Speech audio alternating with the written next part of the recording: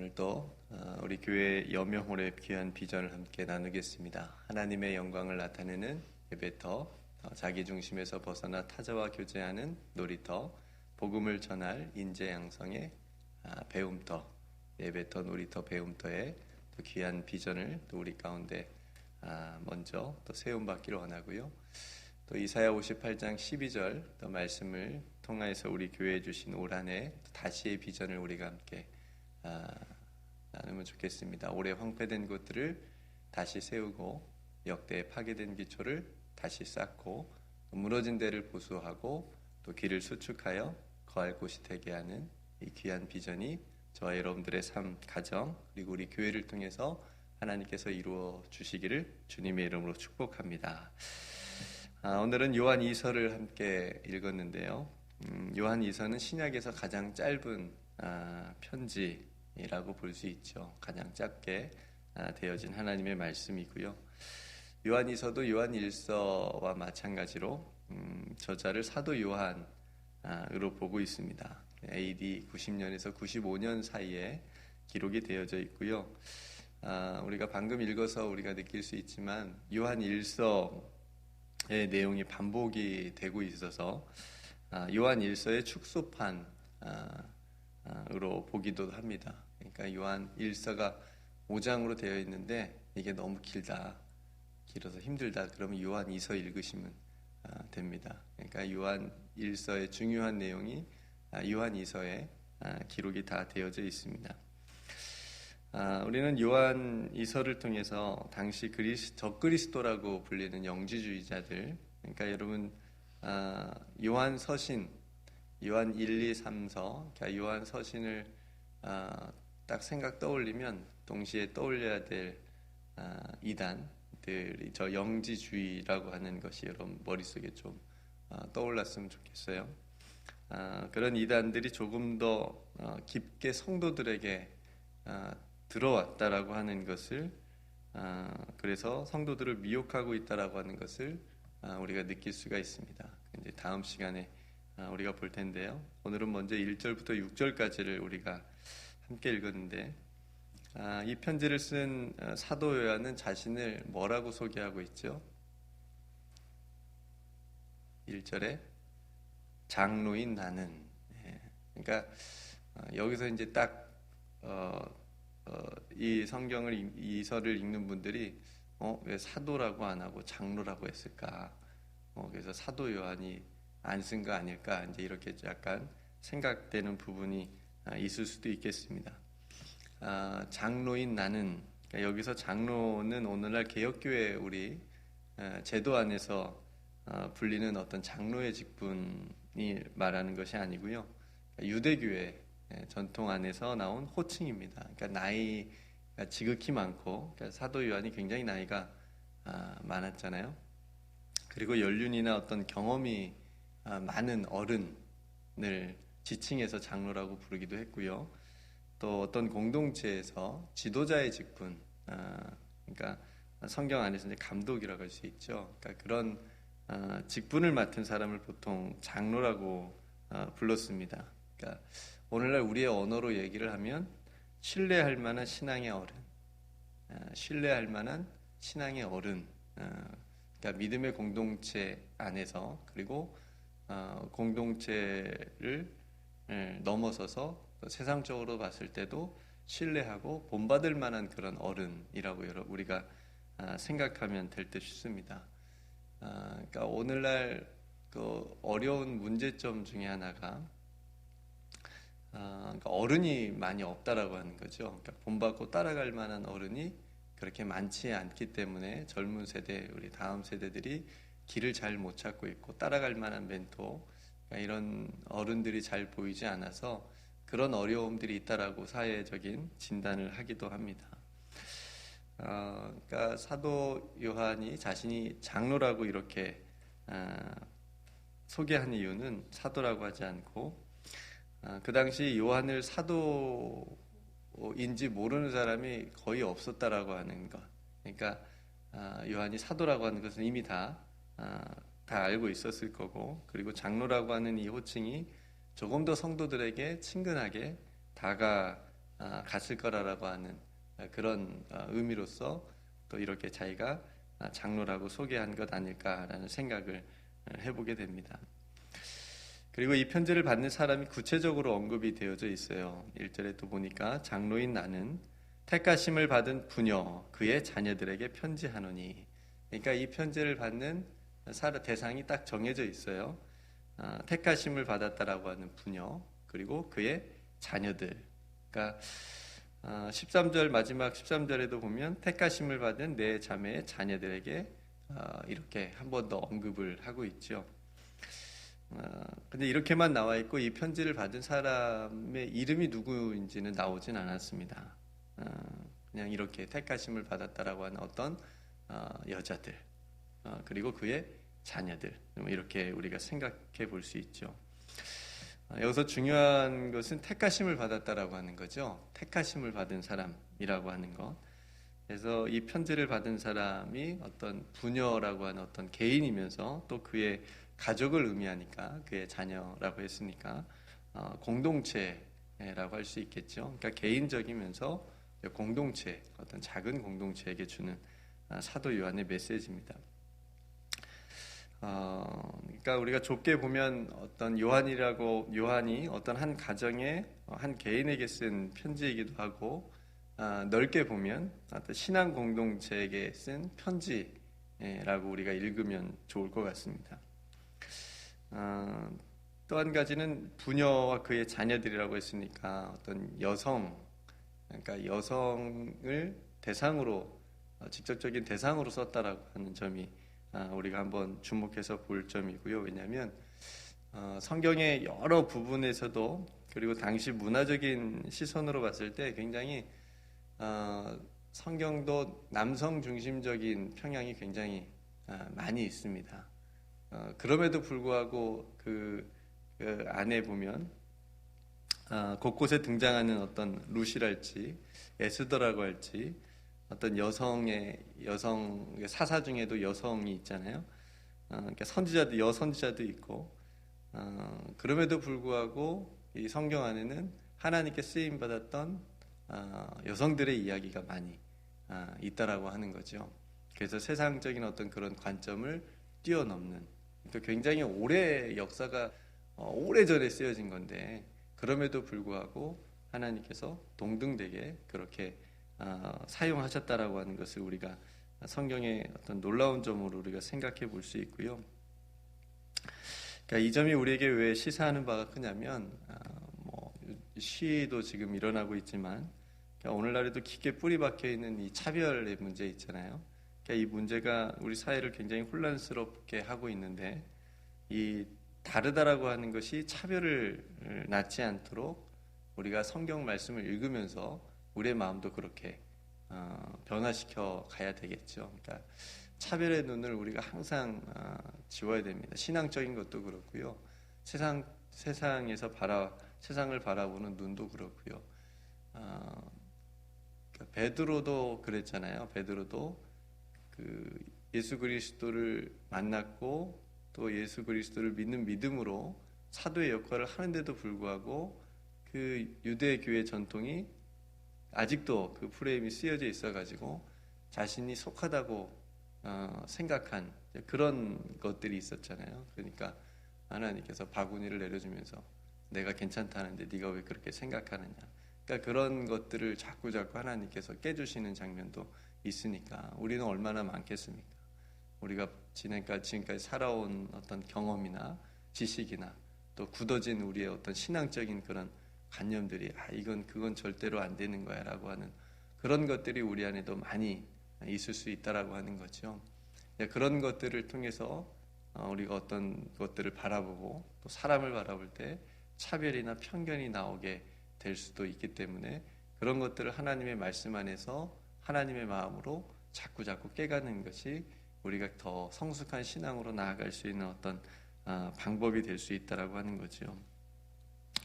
그래서 형제 여러분, 아무쪼록 오늘 우리가 사도 요한이 쓴 이 두 번째 편지를 읽을 때에도 개인적으로 우리 각자의 신앙을 위한 하나님의 편지로 나에게 주신 하나님의 편지로도 읽고 또 우리 공동체에게 말씀하신 하나님의 메시지로 또 그렇게 읽을 수 있어야 하겠습니다.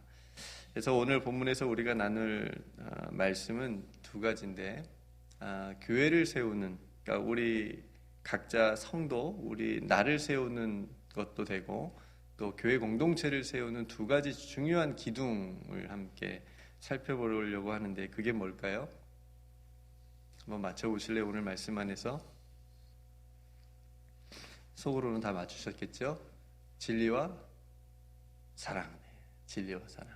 이것만 생각하시면 좋을 것 같습니다. 오늘 말씀에서는 내 신앙을 세우는 두 가지, 정말 내 신앙을 건강하게 세우는 두 가지 기둥, 교회 공동체를 세울 수 있는 중요한 두 가지. 하나는 진리, 하나는 사랑. 이 진리와 사랑을 사도 요한이 지금 강조하고 있다라고 하는 거죠.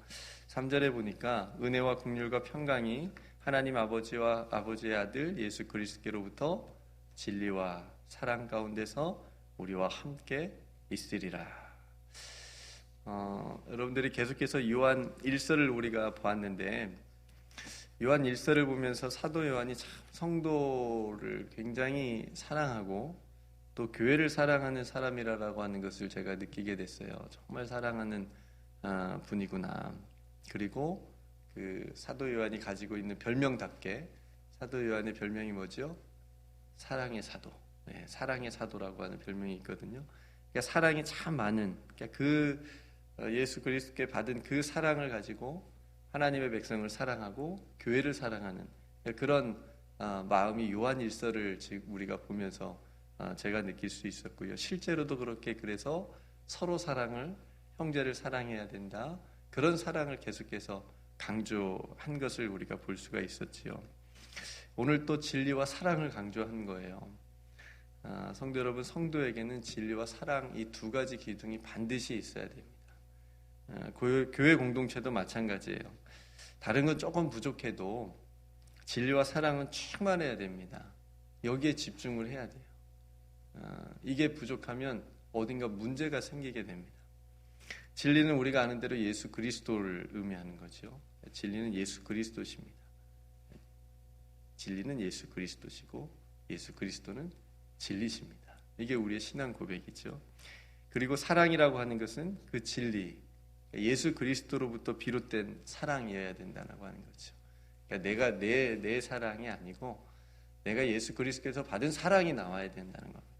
그 사랑으로 나도 세워져 가야 되고, 그 사랑이 내 안에 충만해야 되고, 그래서 그 사랑을 가지고 공동체 안에서도 그 사랑의 능력과 그 사랑의 어떤 나눔을 통해서 세워져 가게 되는 거죠.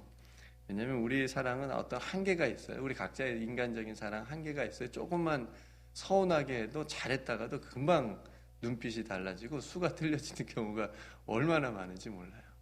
그렇죠? 근데 예수 그리스도의 사랑으로 바라보는 훈련을 우리가 끊임없이 해야 됩니다. 그 사랑이 내 안에 충만하고 그 사랑이 흘러나오도록 우리가 항상 우리의 마음을 그 예수 그리스도의 사랑으로 충만하게 채워야 되겠죠. 사도 요한이 요한 1서에도 그래서 계속적으로 강조한 부분이에요. 진리 가운데 있으면, 너희가 진리 가운데 있으면, 진리 가운데 서 있으면 거짓된 교리와 어떤 미혹에 빠지지 않을 수 있다. 이걸 지금 계속 강조하고 있는 거죠. 그리고 너희가 서로 사랑 가운데 거하면, 너희가 서로 사랑하게 되면 그 틈에 악한 것이 들어올 틈이 생기지 않는다.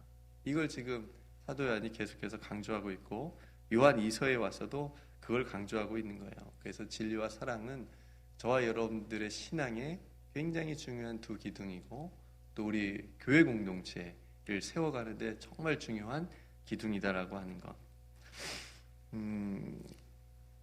그래서 성도는 하나의 교회죠. 저와 여러분들이 이제 각자의 교회라고 할 수 있고, 또 교회는 그 성도들의 모임이기 때문에 진리와 사랑을 가진 성도들의 모임은 예수 그리스도께서 함께 하시는 모임이라고 하는 것.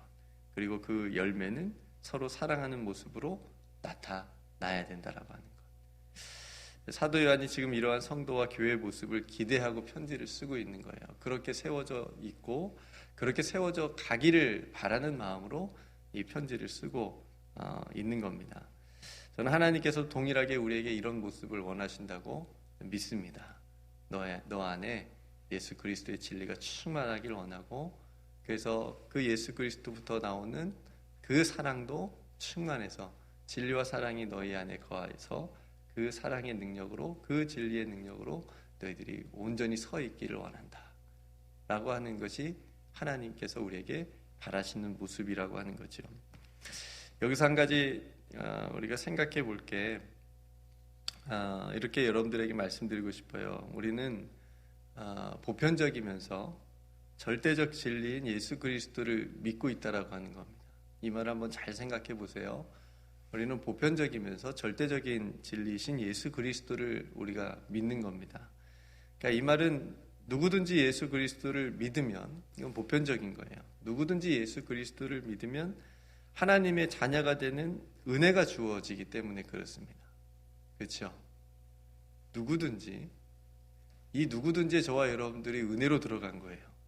어떤 자격이 조건이 딱 주어져 있거나, 하나님 어떤 외모를 딱 정해져 놨거나, 어떤 학력이나 이런 것들을 정해놔서 구원을 줄 만한 어떤 자격을 주어진 게 아니라 누구든지 예외 없이 예수 그리스도를 믿으면 하나님의 자녀가 되는 은혜를 주셨기 때문에 그 은혜 가운데 저와 여러분들이 속해서 들어올 수 있었다라고 하는 거죠.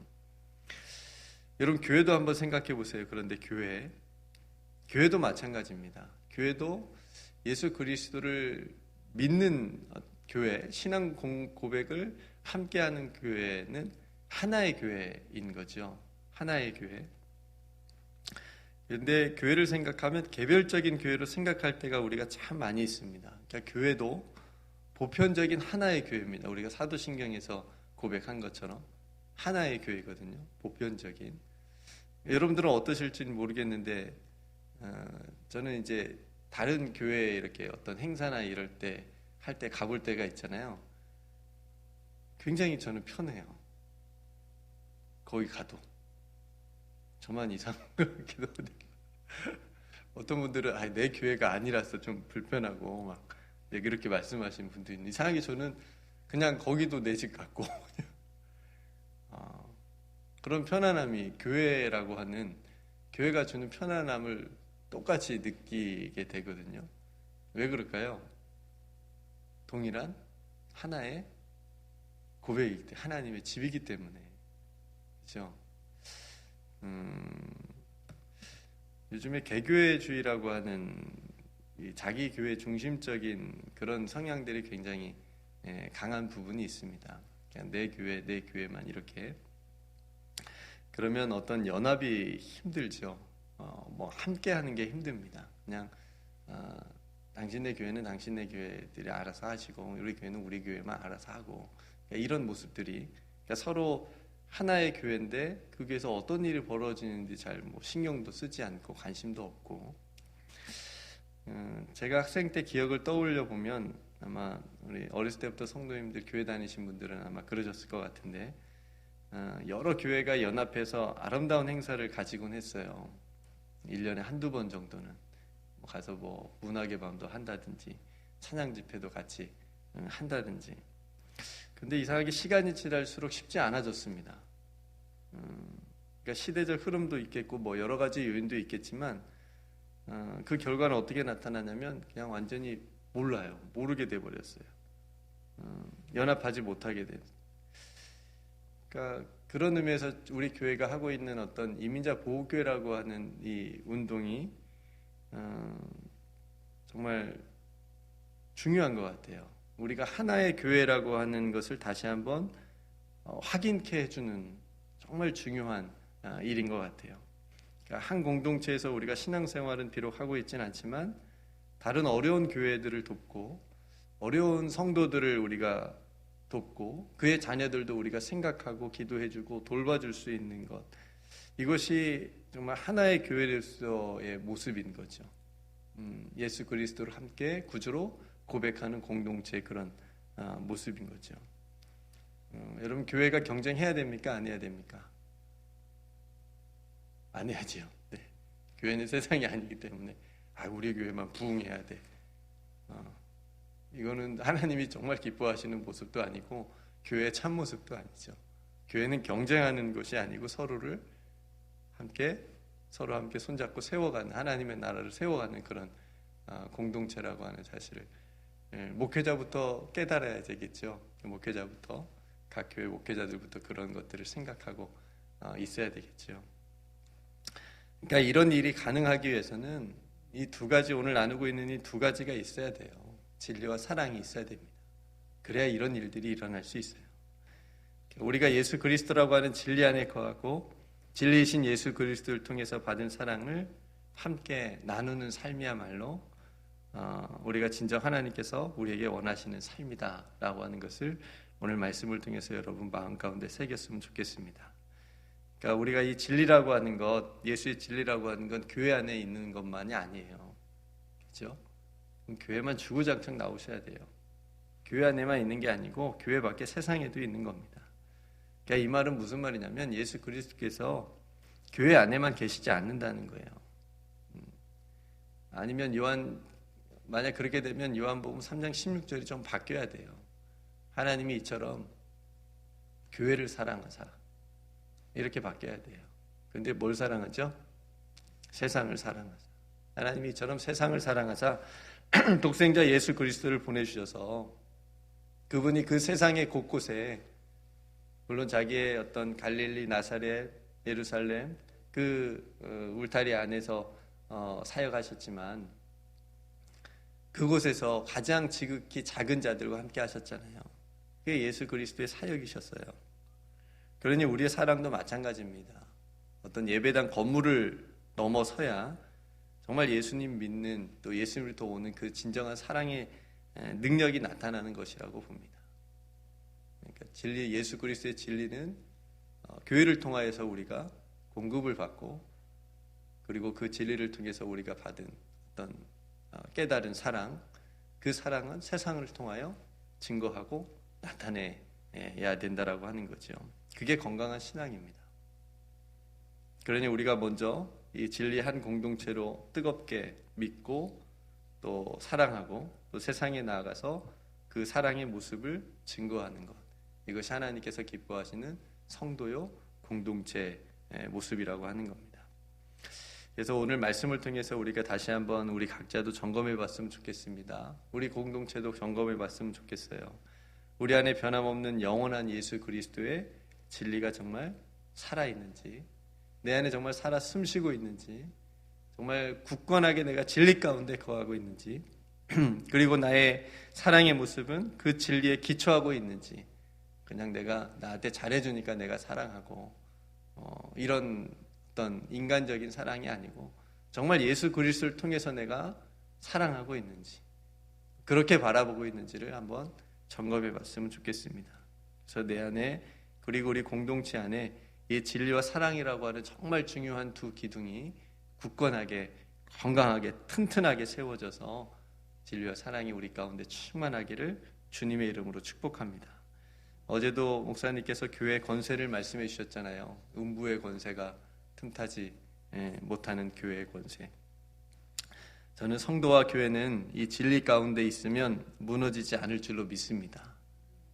무너지지 않을 수 있어요. 진리만 있고 근데 사랑이 없으면 그것도 문제고요. 사랑만 있고 진리만 있으면 그것도 불완전합니다.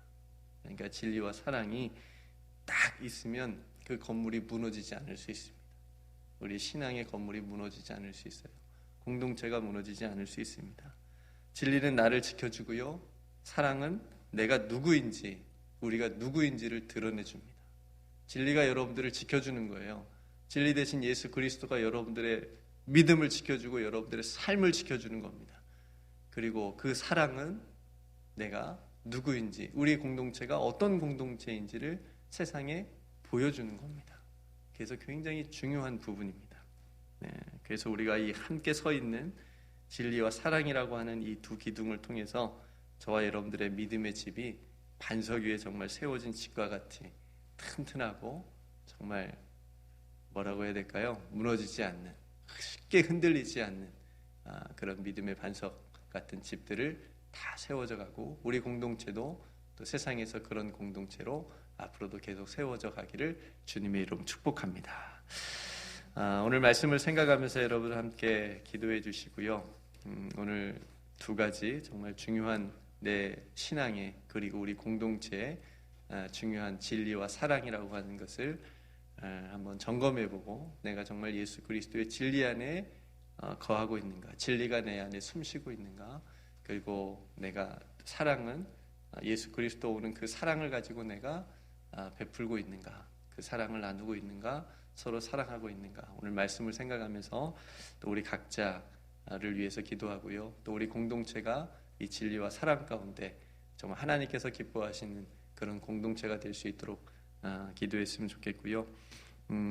인종차별의 문제가 미국의 역사 가운데 굉장히 뿌리 깊은데 지금 이 일로 또 많은 시위 또 그런 일들이 있는데 또 하루속히 또 뿌리 뽑혀지고 정말 이 나라가 하나님을 잘 섬기고 또 하나님 안에서 우리가 자유와 평등을 또 함께 누리며 살 수 있는 그런 안전한 나라가 될 수 있도록 우리가 함께 기도했으면 좋겠고요. 또 코로나 바이러스도 조금 주춤한 것 같죠. 사람들이 얼마나 지금 또 많이 밖에 나오는지 모릅니다. 마스크 안 쓰고 다니는 사람들도 많이 이제 있더라고요. 그래도 조심하고 또 하루빨리 코로나 바이러스도 사라질 수 있도록 우리가 함께 기도했으면 좋겠고, 몸이 아프신 분들을 위해서 기도해 주시고, 어제 출산 소식을 들으셨을 텐데 출산한 가정 또 회복할 수 있도록 기도해 주시고요. 여러분 각자 또 하나님 앞에 또 이 아침에 기도할 기도의 제목 또 있으실 텐데 그 기도의 제목으로 하나님 앞에 기도했으면 좋겠습니다. 제가 먼저 기도하고 우리 다 함께 기도하겠습니다.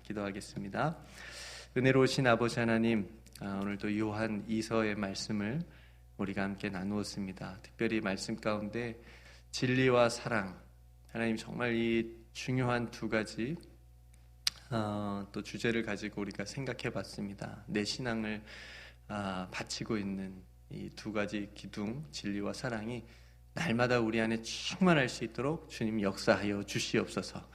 예수 그리스도의 진리 가운데 우리가 거하게 하여 주시옵시고, 예수 그리스도도 받은 그 사랑이 또 우리의 삶을 통해 흘러나오게 하여 주시옵소서.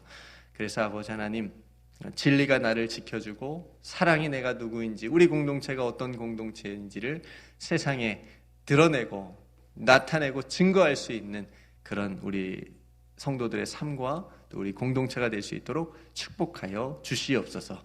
아버지 하나님, 우리 귀한 성도들이 또 하나님 앞에 기도하는 자리, 아버지 하나님께서 은혜를 베풀어 주시옵시고, 하나님을 깊이 만나고 또 하나님의 세미한 음성을 들을 수 있는, 하나님의 응답받는 또 귀한 자리가 되게 하여 주시옵소서. 하나님, 인종의 차별의 문제로 미국 사회가 너무나도 혼란스럽습니다. 하나님, 이 일이 하루속히 잘 마무리되게 해주시고, 특별히 또 인종차별의 그 뿌리 깊은 그 악이 뿌리 뽑혀 나아갈 수 있도록 주님 은총 베풀어 주시옵소서. 아버지 하나님, 우리 귀한 성도들 또 코로나 시대에 어려움 당하고 있지만 믿음으로 굳게 서길 원합니다. 하루속히 코로나가 사라질 수 있도록 하나님 은혜를 베풀어 주시옵시고, 그래서 우리의 삶도 일상의 삶으로 회복될 수 있도록, 그렇지만 다시 돌아간 그 일상에서는 무엇이 더 중요한지, 하나님께서 무엇을 원하시는지를 깨닫는 일상이 될 수 있도록 주님 은혜를 베풀어 주시옵소서. 모든 은혜 하나님께 감사드립니다. 오늘 또 인도하여 주시옵시고 동행하여 주실 줄 믿고 감사드리며 날마다 승리하게 하시는 우리 구주 예수 그리스도의 이름으로 간절히 기도드리옵나이다. 아멘.